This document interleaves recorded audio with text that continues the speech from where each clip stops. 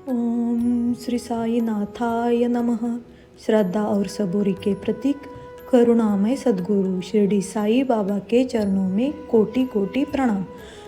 प्रिय भक्तों, आज हम आप सभी के साथ साई बाबा की दिव्य ग्रंथ श्री साई सच्चरित्र के प्रथम अध्याय का पावन श्रवण आरंभ कर रहे हैं। यह ग्रंथ केवल कथा नहीं है, यह जीवन जीने की कला है। यह दुख में आशा और अंधकार में प्रकाश है। कहा जाता है, जो भी भक्त श्रद्धा से साई सच्चरित्र का पाठ या श्रवण करता है, बाबा स्वयं उसके जीवन के कष्ट हार लेते हैं।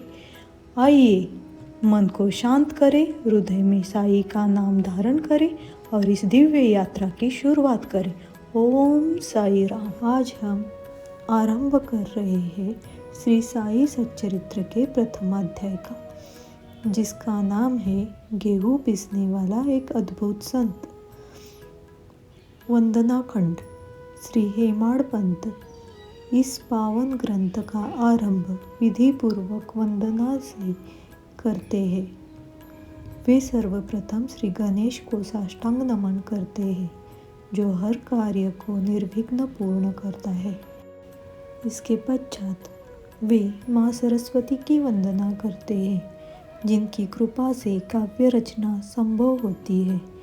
हेमाड़ पंत कहते हैं, साई सरस्वती से भिन्न नहीं है, क्योंकि स्वयं बाबा ही अपने जीवन की कथा कहलवा रहे हैं।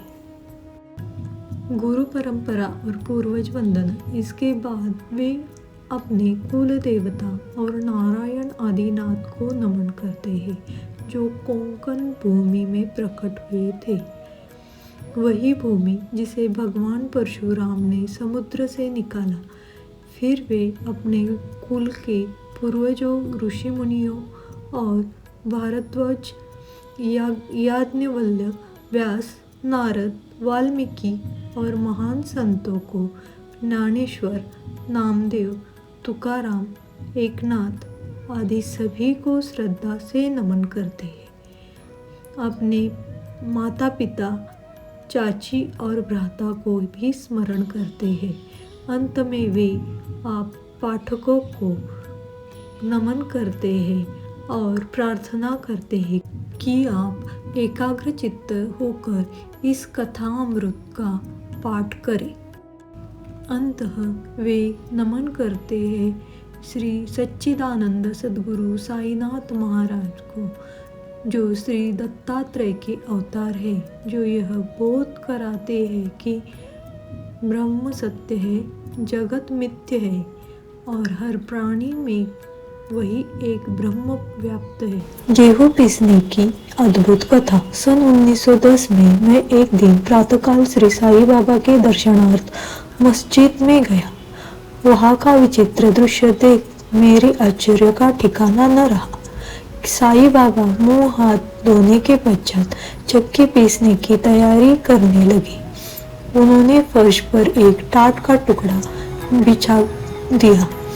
उस पर हाथ से पीसने वाली चक्की में गेहूं डालकर उन्होंने पीसना आरंभ कर दिया।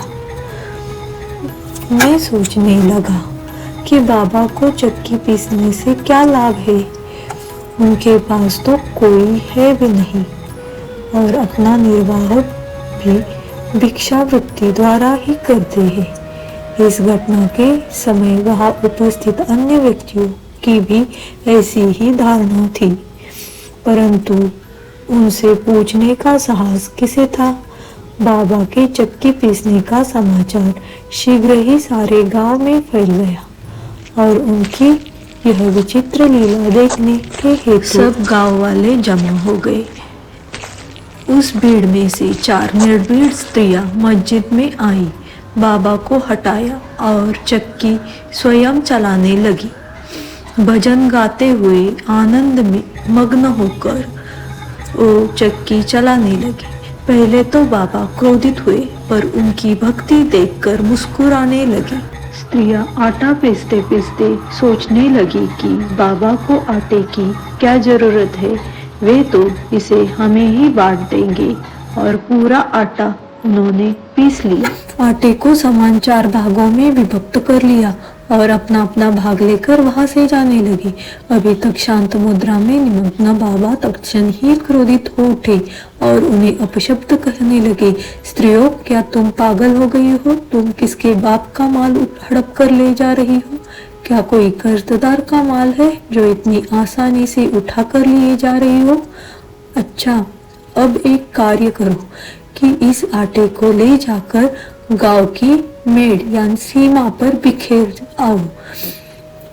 मैंने शिरडी वासियों से प्रश्न किया कि जो कुछ बाबा ने अभी किया है उसका यथार्थ में क्या तात्पर्य है। उन्होंने मुझे बताया कि गांव में हैजा का जोर से प्रकोप है और उसके निवारणार्थ ही बाबा का यह उपचार है। अभी जो कुछ अपने पीसते देखा था वह गेहूं नहीं, वो हैजा थी जो पीस कर नष्ट भ्रष्ट कर दी गई है। इस घटना के पश्चात सचमुच ही हैजा की संक्रामकता शांत हो गई और ग्रामवासी सुखी हो गए। यह जानकर मेरी प्रसन्नता का पारावार न रहा। मेरा कौतूहल जागृत हो गया। मैं स्वयं से प्रश्न करने लगा कि आटे और हैजा रोग का भौतिक तथा पारस्परिक क्या संबंध है? इसका सूत्र कैसे ज्ञात हो? घटना बुद्धिगम्य सी प्रतीत नहीं होती। अपने हृदय की संतुष्टि के हेतु इस मधुर लीला का मुझे 4 शब्दों में महत्व अवश्य प्रकट करना चाहिए। लीला पर चिंतन करते हुए मेरा हृदय प्रफुल्लित हो उठा और इस प्रकार बाबा का जीवन चरित्र लिखने के लिए मुझे प्रेरणा मिली। यह तो सब लोगों को विदित ही है कि यह कार्य बाबा की कृपा और शुभ आशीर्वाद से सफलतापूर्वक संपन्न हो गया। तात्पर्य, शिरडी वासियों ने इस आटा पीसने की घटना का जो अर्थ लगाया वह तो ठीक है, परंतु इसके अतिरिक्त मेरे विचार से कोई अन्य भी अर्थ है। बाबा शिरडी में 60 वर्षों तक रहे और इस दीर्घ काल में उन्होंने आटा पीसने का कार्य प्राय प्रतिदिन नहीं किया। पीसने का अभिप्राय गेहूं से नहीं, अपने भक्तों के पापों, दुर्भाग्यों, मानसिक तथा शारीरिक तापों से था। उनकी चक्की के 2 पाटों में ऊपर का पाट भक्ति था, नीचे का कर्म था। चक्की की मुठिया जिससे कि वे पीसते थे वह था ज्ञान। बाबा का दृढ़ विश्वास था कि जब तक मनुष्य के हृदय में प्रवृत्तियां, आसक्ति, घृणा तथा अहंकार नष्ट नहीं हो जाते, जिनका नष्ट होना अत्यंत दुष्कर है, तब तक ज्ञान तथा आत्म साक्षात्कार संभव नहीं। यह घटना कबीरदास जी की उसके तदनुरूप घटना की स्मृति दिलाती है। कबीरदास जी एक स्त्री को अनाज पीसते देखकर अपने गुरु से कहने लगे कि मैं इसलिए रुदन कर रहा हूँ कि जिस प्रकार अनाज चक्की में पीस जाता है उसी प्रकार मैं भी भवसागर रूपी चक्की में पीसे जाने की यातना का अनुभव कर रहा हूँ। उनके गुरु ने उत्तर दिया कि घबराओ मत, चक्की के केंद्र में जो ज्ञान रूपी दंड है उसी को दृढ़ता से पकड़ लो।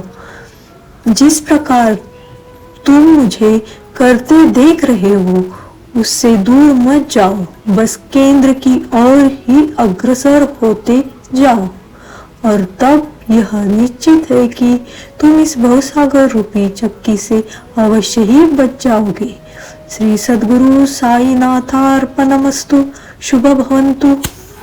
अनंत कोटि ब्रह्मांड नायक राजाधिराज योगिराज परब्रह्म श्री सच्चिदानंद सद्गुरु साईनाथ महाराज की जय।